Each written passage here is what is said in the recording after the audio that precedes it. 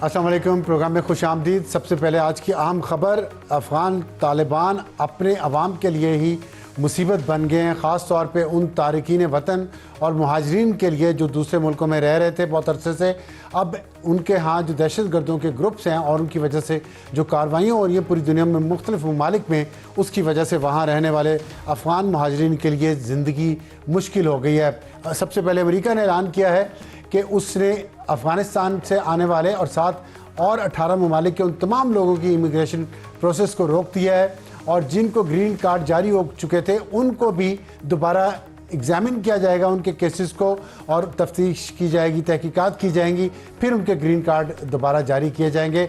और इमिग्रेशन जितने भी अफ़गानिस्तान के लोगों की थी दूसरे ममालिक में रह रहे थे वो भी बंद कर दी है। उसके साथ साथ पाकिस्तान के फ़ॉरेन ऑफिस ने आज ये कहा है कि वो अफ़गान शहरी जो पाकिस्तान में मौजूद हैं, जिनके बारे में वादा किया था अमेरिका ने, कनाडा ने और दूसरे यूरोपियन ममालिक ने और ऑस्ट्रेलिया ने, न्यूजीलैंड ने, कि वो तालिबान की हुकूमत के आने के बाद यहाँ पे आएँ और यहाँ से वो उनको ले जाएंगे। अभी तक वो उनको लेके नहीं गए, 4 साल से ज़्यादा का अर्सा हो गया है। और पाकिस्तान ने जोर दिया है उन तमाम ममालिक पर कि आप अपने इन मेहमानों को यहाँ से ले जाएं या इनको हम वापस अफ़गानिस्तान भिजवा देंगे, क्योंकि पाकिस्तान को भी बहुत सारे मसाइल का शिकायत है इन दहशत गर्दी की कार्रवाइयों से।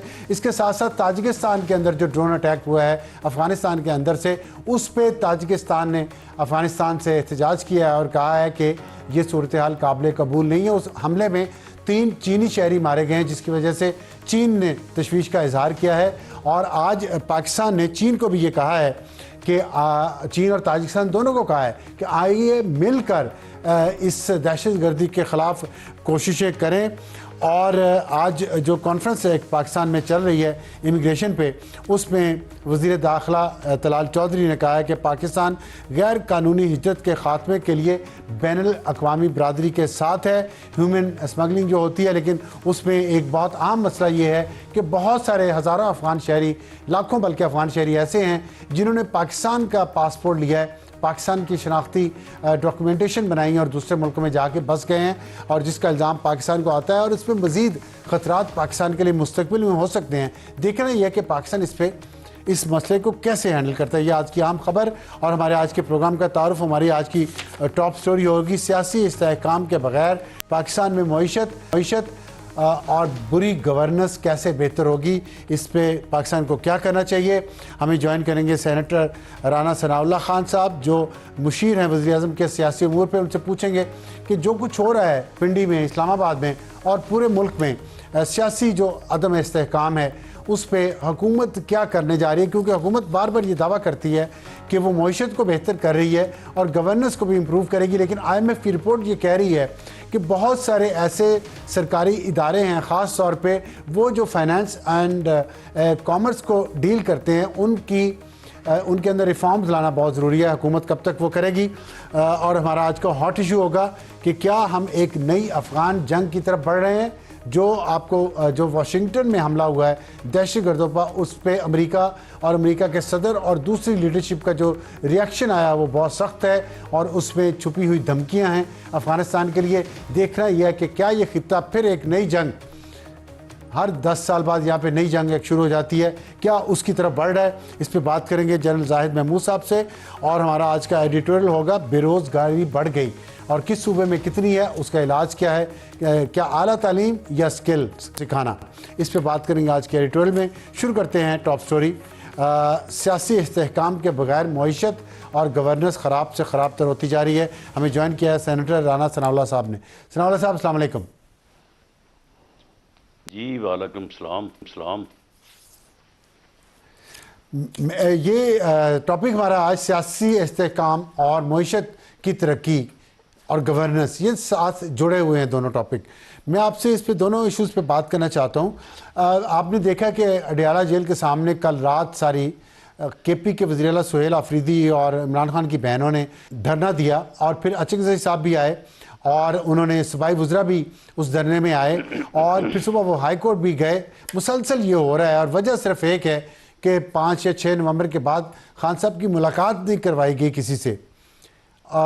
क्या वजह है? आप कहेंगे कि ज़ाहिर है पंजाब हुकूमत ज़िम्मेदार नहीं है, वफाकी हुकूमत ज़िम्मेदार नहीं है, जेल मैनुअल के मुताबिक ऐसा होना चाहिए, लेकिन ये तो 3 हफ्ते हो गए हैं और उसकी वजह से मामलात ख़राब होते जा रहे हैं सड़कों पे। क्या कहेंगे आप?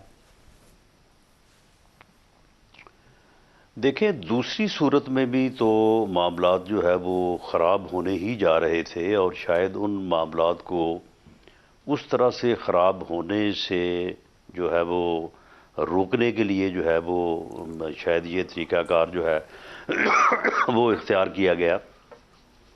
मामला ये है कि इमरान खान साहब जेल में बैठ के हुकूमत के ख़िलाफ़ एक तहरीक चलाना चाहते हैं, और पिछले साल उन्होंने 26 नवंबर को इस्लामाबाद का जो है वो घेराव किया था, और KPK की गवर्नमेंट, उस वक्त के चीफ मिनिस्टर, उस गवर्नमेंट के सारे मिनिस्टर जो है एक मुसल्ला कोई 10-15 हज़ार लोगों का जत्था लेके वो इस्लामाबाद के ऊपर हमलावर हुए थे।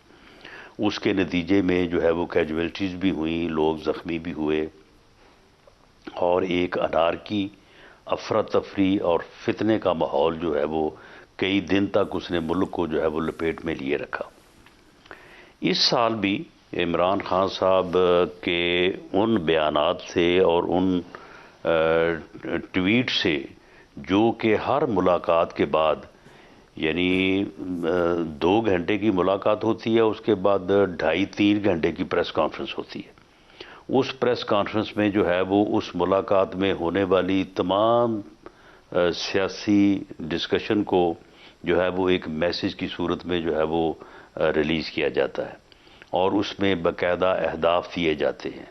उसमें लॉन्ग मार्चेज़, और उसमें जो है वो हंगामा राई, और उसमें जो है वो यानी जलाओ गराओ के जो है वो बाकायदा जो है वो रास्ते जो है वो मुतय्यन किए जाते हैं। उसके बाद फिर एक ट्वीट का जो है वो ट्वीट होता है, जो कि काफ़ी मुफस्सल होता है और उनकी तरफ से होता है, और वो उन्हीं लोगों की जो है वो वसासत से होता है जो उनकी फैमिली या अदरवाइज जो है वो लोग जो मुलाकात करते हैं। उस ट्वीट में जो है वो किसी को नहीं बख्शा जाता। उसमें हर किस्म का इल्ज़ाम जो है वो पूरी हुकूमत भी और अदारे भी, हर किसी को जो है उसमें लपेटा जाता है।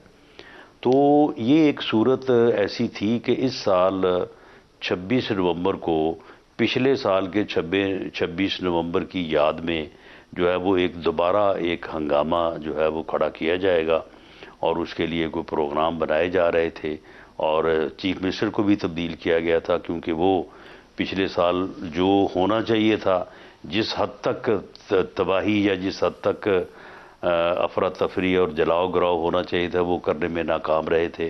तो नए चीफ मिनिस्टर साहब को जो है वो लाया गया था। नए चीफ मिनिस्टर साहब ने भी आते ही अपनी पहली तकरीर में ऐलान किया था कि वो जो है वो चीफ मिनिस्टर बने हैं, तो वो कुछ नहीं करेंगे, वो कोई और काम नहीं करेंगे, वो सिर्फ इश्क इमरान में जो है वो मारे जाएंगे। तो ये मरने मारने की बातें थी। तो अगर इनको होने दिया जाता तो फिर भी जो है वो बड़ी जो है वो एग्रीवेटेड सूरत हाल हो सकती थी, और अगर उसको रोका गया है और इस सिलसिले को बंद किया गया है जो ये मुलाकातों के ज़रिए से हो रहा था, तो उस पर भी एक ह्यू एंड क्राई है। लेकिन मेरा ख्याल है कि शायद वो पहले वाली ह्यू एंड क्राई से ये कम है, तो इसलिए ये दोनों चीज़ों को ह्यू एंड क्राई जो है एवेल्युएट किया जाना चाहिए। सॉल्यूशन में इस वाले सॉल्यूशन में जो ह्यू एंड क्राई है, उसमें इंटरनेशनली खबर फैल गई कि इमरान खान की ज़िंदगी ख़त्म हो गई है या उनको ख़तरा है, कोई उनकी ज़िंदगी को कोई इतला नहीं आ रही। तो क्या कोई स्मार्ट सॉल्यूशन नहीं हो सकता था इस सारे इशू का जो आपने बात की है? बात आपकी वैलिड है कि इधर भी एक तरफ खाई दूसरी तरफ घड़ा, तो किधर जाएं हुकूमत या आप, लेकिन मसला ये है कि कोई स्मार्ट सॉल्यूशन इसका नहीं है। नहीं, वो आपके इल्म में ही है कि सॉल्यूशन तो फिर गुफ्तगू या डायलॉग से ही होता है ना। तो वो तो जब 4 साल वज़ीर आज़म थे तो तब भी इस चीज़ को उन्होंने नहीं किया, अब भी वो करने को तैयार नहीं है। और किसी कीमत पे नहीं, वो मेरा ये मतलब नहीं था। गुफ्तगू करने या वो अपने अगर नहीं कर रहे, मुखालफात के साथ फर्ज करें वो बैठ के बातचीत मामला नहीं कर तय रहे, करने के तो हक में ही नहीं है वो। नहीं, आपने एक बात का जिक्र किया, आपने कहा इनका प्लान था कि 26 नवंबर को फिर उसी तरह का कुछ हंगामा करना है। तो वो ज़ाहिर आपके पास इतलात आई होंगी, आपके पास एविडेंस होगा, कोई रिकॉर्डेड चीज़ें होंगी, आप वो पब्लिक करते। दूसरी बात यह कि खान साहब की ज़िंदगी के बारे में जो बातें हो रही हैं मुसलसल, उनके की वीडियो क्लिप वहाँ वो नहीं दे रहे थे खुद, उनका कोई वॉक करते हुए, एक्सरसाइज करते हुए कहीं पे उनको सारी सहूलतें वहाँ मुयसर हैं। आप छोटा सा तारीख के साथ वो बना के रिलीज़ कर देते, ऑफिशियली कर देते बेशक कि जी हमने किया है, दिखाने के लिए कि उनका ये सब अफवाहें हैं और झूठी खबरें हैं। तो नैरेटिव वॉर में तो फिर आप इस तरह फ़ायदा तो उन्हीं को हो रहा है ना जिनको बहरहाल आप नहीं, रोकने की देखें कोशिश कर रहे हैं। वो नहीं, अब सार साहब अब वो तो फिर देखे ना, संदूर ऑपरेशन जो मोदी साहब और इंडिया चला रहा है, तो अफगानिस्तान से मुतल्लक भी चीज़ें वही चला रहा है। ये खबरें भी वहीं से इंडियन मीडिया ही जो है वो इनको जी, इंडियन मीडिया ने इंटरनेशनली जो है उठाई है ना, वो तो आप उसको काउंटर करते डिस्कस ना इस कर रहा तरह। है और फैला रहा है। नहीं, काउंटर उसमें देखें, आपके उसमें पास जो पूरी जो मिनिस्ट्री है। उसकी एक लीगल सूरत बनती है वो तो यही है कि जेल हुक्काम जो है जिनकी कस्टडी में है, जो उसकी कस्टडी के ज़िम्मेदारान हैं, वो इस बारे में अपना बयान दें। और वो जेल सुप्रिटेंडेंट, जेल की इंतज़ामिया की तरफ से बाकायदा बयान दिया गया और उन्होंने पूरी जिम्मेदारी से कहा है कि उनकी सेहत भी ठीक है, उनको सहूलत भी हर सारी मैसर है और वो बिल्कुल जो है वो हेल्दी हैं, कोई ऐसा मामला नहीं है। उन्होंने इन खबरों की जो है वो बड़ी कैटेगोरिकली तरदीद की है। अच्छा, इसमें ये जो अभी सिचुएशन चल रही है, इसमें एक अदम इस्तेहकाम तो है। इस माहौल में क्या प्लान है हुकूमत के पास कि मईशत को कैसे बेहतर करेगी? अभी जो लेबर रिपोर्ट आई है उसके मुताबिक बेरोज़गारी बढ़ गई है पाकिस्तान पूरे में। तो इस रोज़गार के मौके ज़्यादा पैदा करने के लिए, गवर्नेंस बेहतर करने के लिए IMF ने जो कहा है, उस पर हुकूमत क्या करेगी? और क्योंकि हम देखते हैं कि बहुत सारी तरमीम तो आ रही हैं, लेकिन इस हवाले से गवर्नेंस बेहतर करने के लिए हमने कोई तरमीम अभी तक नहीं देखी। देखें, जहाँ तक गवर्नमेंट लेवल पे वो वफाकी हो या पंजाब गवर्नमेंट हो और इसी तरह से दूसरी सूबाई हुकूमतें भी, गवर्नमेंट लेवल के ऊपर करप्शन का तो कोई यानी जो है वो ना कोई स्कैंडल है, ना कोई इस किस्म की सूरत हाल कोई वाक़या हुआ है, ना इस किस्म के वाक़यात को रोकने के लिए प्राइम मिनिस्टर भी, और जहाँ पंजाब में जिस सूबे में हमारी गवर्नमेंट है उसके ऊपर तो हमारी पूरी तवज्जो है। लेकिन जहाँ तक हमारे अदारों का तल्लक है, उसमें इनकम टैक्स का अदारा डिपार्टमेंट है, अपना FBR है, फिर उसके बाद पुलिस डिपार्टमेंट है, बाकी दूसरे अदारे हैं, उनमें करप्शन को ये को आज तो नहीं है, ये शुरू से बदकिस्मती है कि ये चीज़ें जो हैं ये साथ चल रही हैं। और बावजूद तमाम तर कोशिशों के ये जो निचले लेवल के ऊपर काम करने के 150, जो अब मेरा ख्याल है कि रेट ज़्यादा हो गया है, 150 की तो अब की कोई जो है वो वैल्यू नहीं रही। फ़कीर भी लेने से जो है वो इनकारी हो जाते हैं, तो अब वो ज़रा ज़्यादा हो गया है। लेकिन ये चीज़ें सर, मैं सॉरी कतई कलामी के लिए माफ़ी, उनके ये खात्मे के करप्शन की लिए जो भी आपने बात की कोशिश जो है पिछले वो 75 होती साल रहती में, है। लेकिन IMF ने जो रिकमेंडेशन दी हैं उसमें उसने FBR की बात की है, स्टेट बैंक ऑफ पाकिस्तान की बात की है, SCCP की बात की है, लेकिन अल्ले तल्ले इतने हैं ब्यूरोक्रेट्स के। मसलन मैं पढ़ रहा था खबर, SCCP के कुछ लोगों को मेंबरशिप इस्लामाबाद क्लब की वो भी SCCP ने लेके दी है 70-70 लाख रुपए की। अब आप मुझे बताएं, ये सिचुएशन अगर है तो ये इस्लाहात तो की जा सकती है ना, जब आपकी हुकूमत इतना जोर दे रही है ऑस्टेरिटी पे, लेकिन ब्यूरोक्रेट्स जो हैं वो संभाले नहीं जा रहे। फिर यही बात IMF ने भी की है। और पंजाब की आपने बात की, उसमें बेरोज़गारी वहाँ भी बढ़ी है, 6.8 से बढ़ के 7.1 हो गई है। तो रोज़गार के मौके क्यों ज़्यादा नहीं पैदा हो रहे? बाकी काम तो हो रहा है, रोज़गार के मौके भी तो पैदा करने हैं ना। देखिए, उसमें ख़ास तौर पे जो हमारी कॉटन इंडस्ट्री है, या उसके बाद जो हमारी जो वीविंग और स्पिनिंग जो फैक्ट्रीज हैं, तो उसमें प्रॉब्लम तो है कि हमारी प्रोडक्शन जो है वो बाकी जो हमारे मुकाबले में ममालिक हैं, जिस तरह से लोग बिजनेसमैनों से जब मुलाकात होती है तो वो बताते हैं कि हमारी कास्ट ऑफ प्रोडक्शन जो है उसमें कोशिश तो हो रही है और कुछ कमी लाई भी गई है, लेकिन उसमें भी मज़ीद कमी जो है वो लाए जाने की ज़रूरत है। तो ये सारी चीज़ें जो हैं ये आपके इल्म में है कि कहाँ आज से 2 साल पहले जो है वो मुल्क डिफ़ॉल्ट के दहाने पे था, तो और हालत ये थी कि हमारे पास जो है वो अपना इंपोर्ट बिल जो है वो अदा करने के लिए जो है वो डॉलर्स नहीं थे। तो अब पहले से तो खैर बेहतर पोजीशन है और बेहतरी की तरफ जो है वो कोशिश हो रही है, लेकिन बहरहाल अभी मज़ीद जो है वो इसमें बड़ी गुंजाइश है, बड़ी मेहनत करने की ज़रूरत है। लेकिन मुल्क जो है वो जो यानी इससे पहले दो साल पहले जो 3 साल पहले हालात थे उनसे बेहतरी की तरफ आया है और आगे मज़ीद जो है वो बेहतरी होने के इम्कानात हैं। IMF भी इस बात को जो है वो तस्लीम करता है, लेकिन जिन चीज़ों की वो निशानदेही कर रहा है उनके ऊपर जो काम हुआ है उसमें अभी और अगर गुंजाइश है जो कि है तो उसके ऊपर काम होना चाहिए।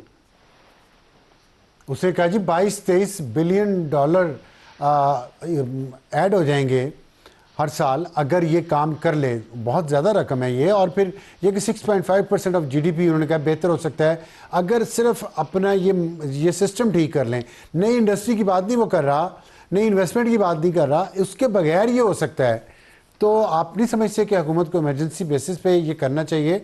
जो मैंने आपको 3 मुझे याद आ रहे हैं जल्दी से 3 इदारे तो मैंने आपको बता दिए हैं जिनके लिए IMF ने रिकमेंडेशन दी है। नहीं ठीक है, वो रिकमेंडेशन जो है वो उनको देखा जाएगा और उसमें जो चीज़ें सजेस्ट की गई हैं उनके ऊपर अमल करने की कोशिश भी की जाएगी। दूसरा ये प्राइवेटाइजेशन का मामला है, PIA को प्राइवेटाइज करने का मामला, यानी ये इस किस्म की जो ब्लीडिंग हो रही है और साल से हो रही है, तो ये सारी चीज़ें जो हैं इनके ऊपर जो है वो गवर्नमेंट की पूरी तवज्जो है। और इसमें प्राइम मिनिस्टर ऑफ पाकिस्तान मियां शहबाज शरीफ साहब यकीन करें कि वो बहुत सख्त मेहनत कर रहे हैं और इंशाअल्लाह ताला उम्मीद है कि आने वाले महीनों और सालों में जो है वो इंशाअल्लाह ताला पाकिस्तान अपनी इस मुआशी मुश्किलात से जो है वो सुरखरू होकर निकलेगा।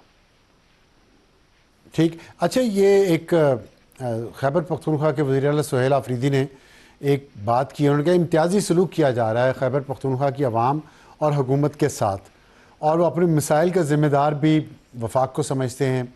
अब पंजाब में अगर काम हो रहा है बाकी सूबों में नहीं हो रहा है या खैबर पख्तूनख्वा में कम हो रहा है तो इस पर भी ब्लेम पंजाब को ही लेना पड़ेगा फ्यूचर में, जो मुझे नज़र आ रहा है कि अगर पंजाब के हालात बेहतर हो गए तो उन्होंने कहना देखें जी पंजाब तो खा गया सारा कुछ।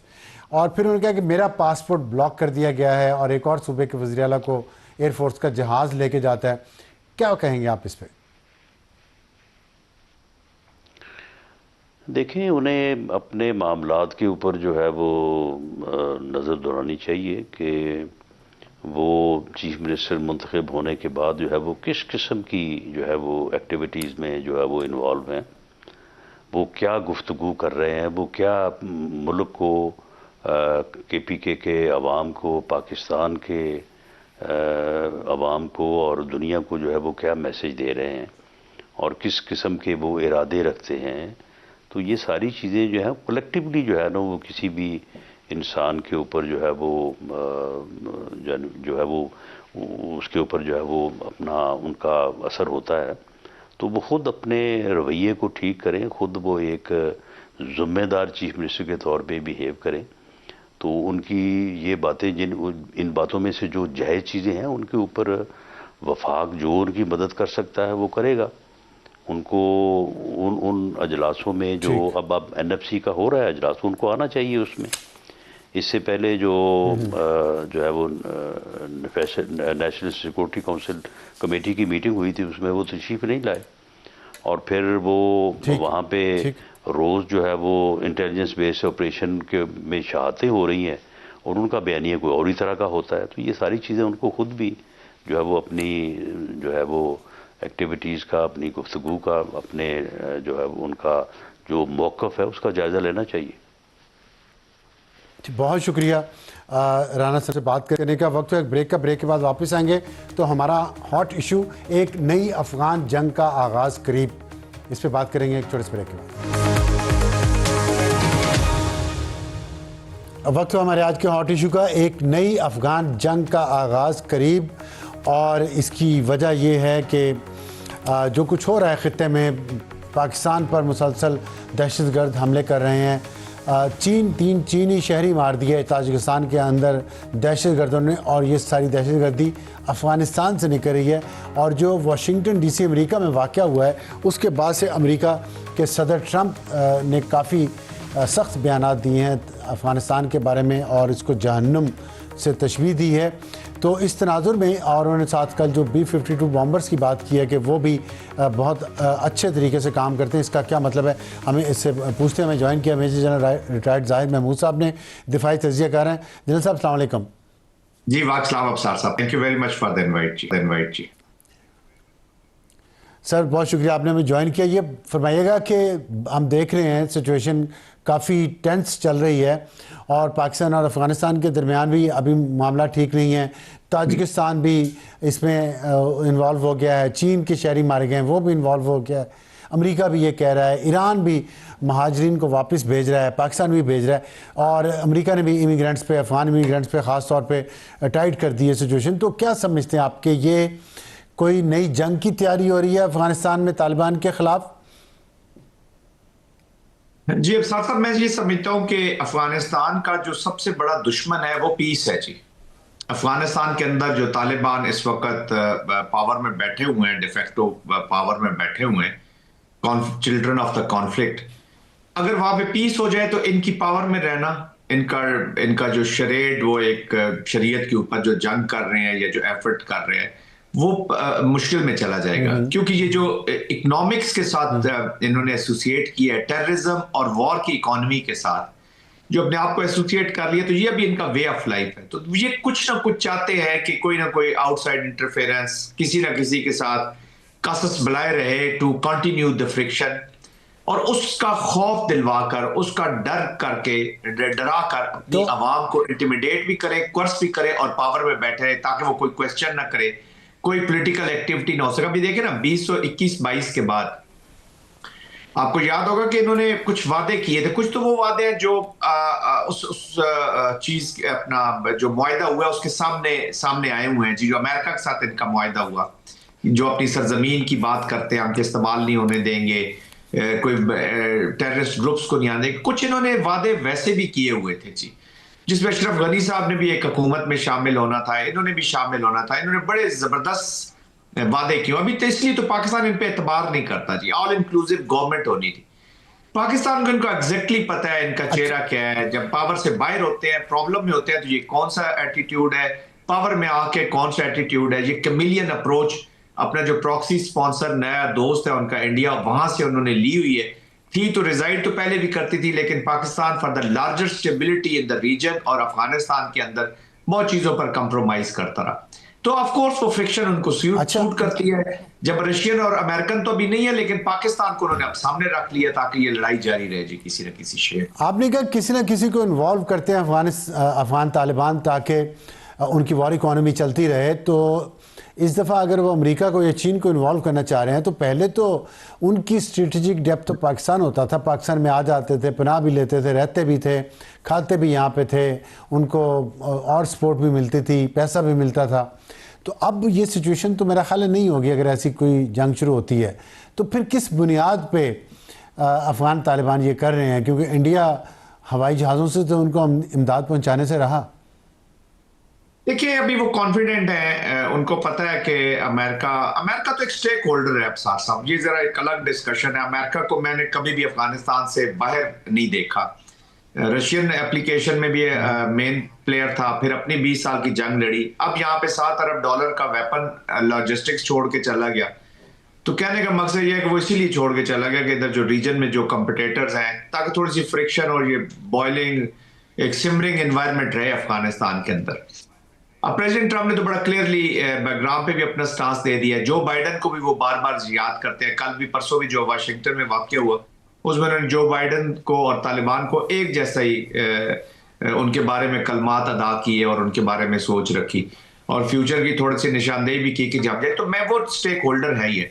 अफगानिस्तान के तालिबान कॉन्फिडेंट है, उन्हें पता है कि अभी अमेरिका बूट्स ऑन ग्राउंड नहीं लाएगा इतने जल्दी। अभी 20 साल की एप्लीकेशन के बाद यह है ट्रंप का एक स्टांस है वॉर के ऊपर, तो वो कभी ऑन ग्राउंड बूट्स नहीं लाएगा। यस एयरबेस पे आते हैं तो वो that will be different ball game जी, या एयरबेस जब पकड़ते हैं, बट एप्लीकेशन तो होगी, आज नहीं तो कल होनी है, क्योंकि ये ट्रांसनेशनल टेररिस्ट कंट्रोल इनका भी पूरे उनके ऊपर नहीं है ना, तमाम नॉन स्टेट एक्टर्स के ऊपर। 70-80 के करीब तो ग्रुप मेरे ख्याल में 70+ तो तहरीक तालिबान तो पाकिस्तान के अंदर छोटे-छोटे आप समझते हैं, तो आप समझते हैं कि ये जो 70-80 ग्रुप्स पे कंट्रोल करने के लिए अमेरिका बागराम एयरबेस वापस लेगा? देखिए अमेरिका का जो नेट सिक्योरिटी प्रोवाइडर है अफसार साहब, इस रीजन में जिस शरेड जो बना हुआ था इंडिया, उसको तो पहलगाम के बाद बहुत बड़ा झटका लगा है जी, और उसी के ऊपर बेस करके प्रेसिडेंट ट्रंप ने स्टिक एंड कैरेट से एम्बेरस करके अपनी जो ट्रेड पॉलिसी है या जो जियो इकोनॉमिक्स है उसको इंप्रूव किया with regards to visa vis India, और उनको सॉर्ट आउट भी कर रहा है। अब उसको पता है कि इंडिया एक शरेड नेट सिक्योरिटी प्रोवाइडर था, अपने मेन कंपिटिटर्स के लिए कोई भी जगह नहीं छोड़ता जी, वो रीजन नहीं छोड़ता। अगर उनके इंटरेस्ट किसी और से पूरे नहीं हो रहे तो हो सकता है उनको खुद आना पड़े या बेस पकड़ के और यहाँ पे प्रेजेंट रहे, और उसके बाद अपने बाकी जो एलिमेंट्स क्रिएट करें या यूज करें against the main competitors, China और रशिया की मैं बात कर रहा हूँ। तो दैट्स व्हाई मैं समझता हूँ कि रीजन बिहाइंड आपने भी फरमाया कि जो बाइडन और तालिबान को एक ही तरह ट्रंप ट्रीट करता है, साथ आपने $60 बिलियन के असला यहाँ छोड़ने की बात भी की। तो मुझे बताइएगा कि अगर एक ही तरह ट्रीट करता है, हेल होल भी कह रहे हैं, लेकिन साथ $40 मिलियन हर हफ्ते उनको इमदाद भी दे रहे हैं। ट्रंप साहब भी $1 बिलियन से तो दे चुके हैं जब से आए हैं। तो ये किस तरह की पॉलिसी है अमेरिका की, मुझे नहीं समझ आ रही। आप कुछ समझाएंगे मुझे भी और हम मेरे नाज़रीन को भी? साहब ये जो बिग पावर्स होती हैं जी, एक चीज याद रखिएगा कि नॉन स्टेट एक्टर्स कहीं भी बैठे हों, ऑर्गेनाइजेशंस बैठी हों, पावर्स बैठी हों, रिजीम्स हों, जो भी हो, उनके साथ कहीं ना कहीं अपना ट्रैक टू कह लें या कहीं ना कहीं राब्ता जरूर रखते हैं जी। They keep their all options and contingencies open. उनकी बेस्ट पॉलिसी ये होती है जो ऑप्शन से भरी हुई है, फुल ऑफ ऑप्शंस। यही तालिबान, यही मुजाहिदीन कल उनके हीरोज थे once they were fighting Russians, फिर यही तालिबान, यही जिहाद उनका दुश्मन हो गया। ये कौन सा जिहाद है?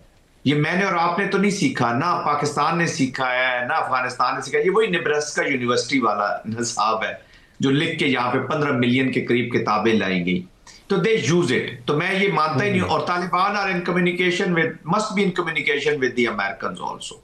इनका कभी भी कनेक्शन, और कोई भी इंटेलिजेंस एजेंसी दुनिया की हो, कोई भी पावर हो, वो वर्स्ट से वर्स्ट एनिमी के साथ भी अपने कॉन्टेक्ट एस्टेब्लिश रखती है टू अंडरस्टैंड देम। वो कहते हैं ना, maintain the contact with the enemy also, ताकि आप उसको समझ सकें। तो इसमें आप सिचुएशन को किस तरह देख रहे हैं, कैसे अनफोल्ड होगी, और उसमें पाकिस्तान को क्या रखनी चाहिए अपनी पॉलिसी?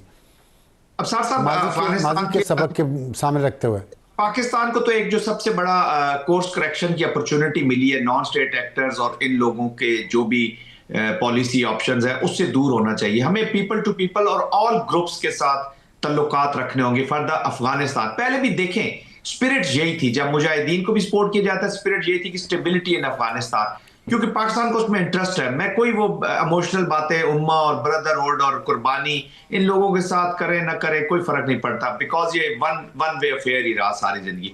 मैं तो कहता हूँ पाकिस्तान का इंटरेस्ट रहा है जी to have stability in Afghanistan contributes to the stability in Pakistan. हमारा स्टेबिलिटी हो ही नहीं सकती जब तक अफगानिस्तान में स्टेबिलिटी ना हो, उसके साथ हम जुड़े रहे।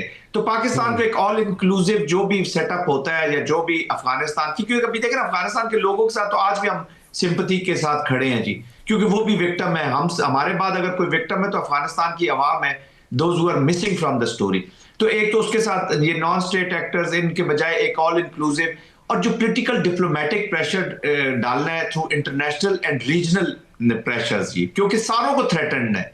अफगानिस्तान की सॉइल वेस्ट को भी थ्रेट कर रही है, अमेरिका को भी कर रही है, चाइना को भी कर रही है, सेंट्रल एशिया और पाकिस्तान तो है ही है। और ये प्रॉक्सी स्पॉन्सर जब से इंडिया है, जिस तरीके से ये उसको यूज कर रहा है, तो ये पूरे रीजन की इंस्टेबिलिटी का फैक्टर हो रहा है।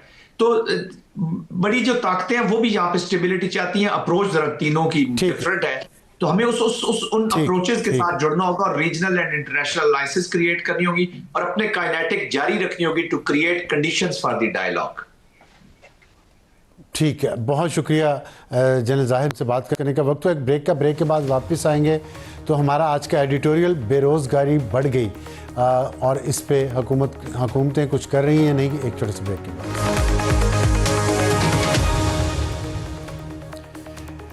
और आज का एडिटोरियल, पाकिस्तान में बेरोज़गारी की शरह बढ़कर 7.1% हो गई और ये हुई है 6.3% से। एक इसमें आपको मैं थोड़ी डिटेल बताता हूँ और ये देखते हैं कि वजह क्या है। कि एक शेर है, पढ़ोगे लिखोगे बनोगे नवाब, खेलोगे कूदोगे होगे ख़राब। और ये क्यों याद आया बेरोज़गारी से? उसकी वजह ये है कि जो मास्टर्स, एमफिल और पीएचडी जिनके पास है, वो डिग्रियां रखने वाले लोगों की, बेरोज़गार लोगों की शरह 11.9%, तकरीबन 12% लोग बेरोज़गार हैं। लेकिन जो अनपढ़ हैं, जिनकी तालीम कोई नहीं है, उनकी बेरोज़गारी की शरह सिर्फ 4.4% है। क्या इसका मतलब ये है कि पढ़ोगे लिखोगे होगे ख़राब? लेकिन बात ये नहीं है। बात ये है कि क्या हम सही तालीम अपने लोगों को दे भी रहे हैं कि नहीं दे रहे।